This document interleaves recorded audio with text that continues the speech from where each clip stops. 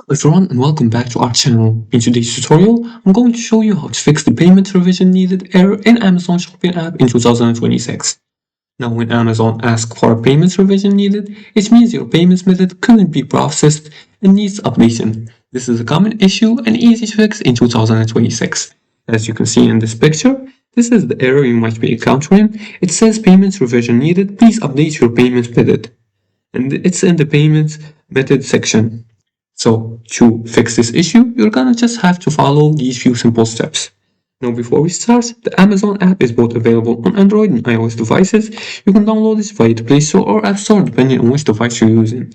Now let's go back to our topic and fix this issue. Now the first thing you want to do is to open the shopping app. The Amazon shopping app, you're gonna open it, then you're gonna click on your profile icon, and then you're gonna go to your orders.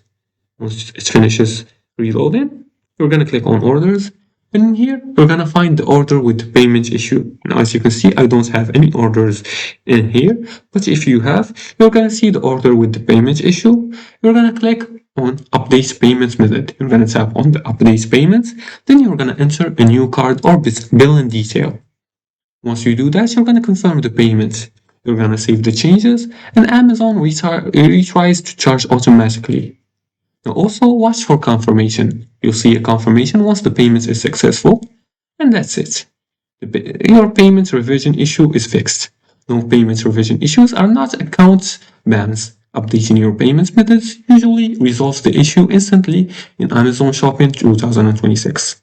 And that's it for today's tutorial. If you liked this video and found it helpful, please like and subscribe, and leave a comment below the video if you have further more questions about this topic. Thanks for watching, and see you again in the next tutorial.